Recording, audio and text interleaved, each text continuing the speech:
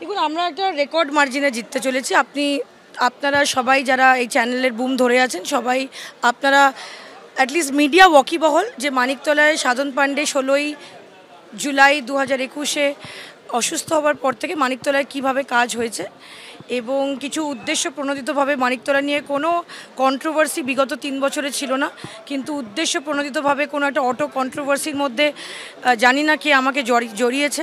এটা একদম আমি এটার তীব্র প্রতিবাদ করি যারা জড়িয়েছে এবং যারা আমাকে এটার সঙ্গে রিলেট করেছে, কারণ এটা একদমই সম্পূর্ণ মিথ্যে। সেটা আমি বলতে পারবো না কে জড়িয়েছে, কিন্তু জড়িয়েছে কেউ না কেউ। আমি যদি কাজ করে থাকি ইলেকশনে, তাহলে সেটা দরকার নেই যে সেটার ফটোগ্রাফ আর ভিডিওগ্রাফ হবে। আমি মায়ের সঙ্গে ডোর টু ডোরও গেছি, আমি হাই রাইজ বিল্ডিংয়েও ডোর টু ডোরে গেছি এবং আমি লোকসভা নির্বাচনে যথেষ্ট প্রচার করেছি এবং পুরো ইলেকশন যেটা করার দরকার সেটা বাড়িতে বসে করেছি। ইলেকশনটা সবসময় প্রচার হয় না, ইলেকশনে দুটো দিক হয়। একটা হয় ইন্টারনাল, যেটা ভোট হয় পার্ট ডিস্ট্রিবিউশন। আমি 4টে ওয়ার্ডে পার্ট ডিস্ট্রিবিউট করেছি এবং সেটার ইলেকশনের দিন আমাকে দেখা গেছে, তার আগেও দেখা গেছে।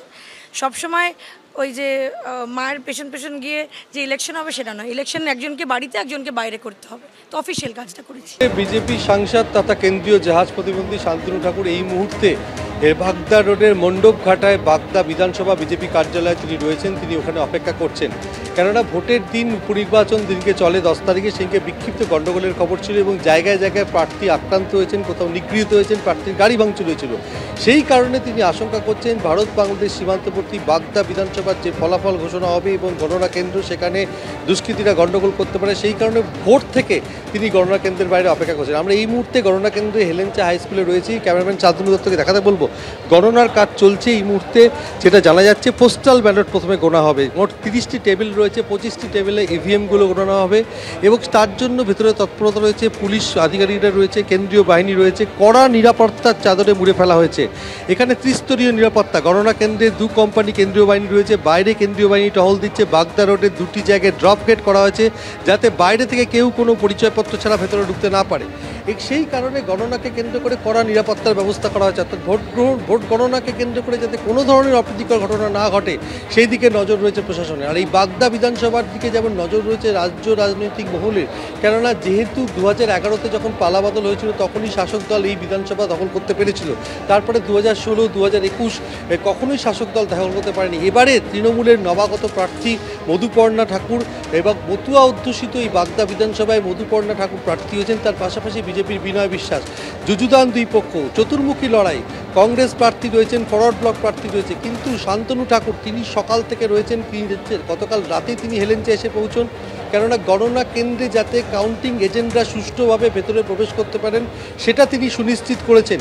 এর পাশাপাশি গণনাকে কেন্দ্র করে যদি কোনো গণ্ডগোল হয় তার মোকাবিলা করার জন্য তিনি এই মুহূর্তে মণ্ডপঘাটায় বাগদা বিধানসভা কার্যালয়ে অপেক্ষা করছেন।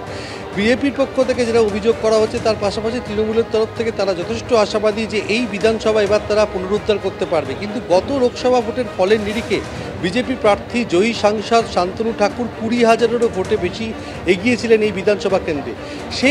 সেই যে ব্যবধান মিটিয়ে যে আবার তৃণমূল যদি এই বিধানসভা দখল করতে পারে কিনা সেটা আরও কয়েক ঘন্টা, অর্থাৎ বেলা 11টা 12টার দিকে স্পষ্ট হয়ে যাবে। এখনও পর্যন্ত গণনা শুরু হয়েছে, পোস্টাল ব্যালট গণনার কাজ চলছে, কোনো ট্রেন্ড এখনও এসে পৌঁছয়নি।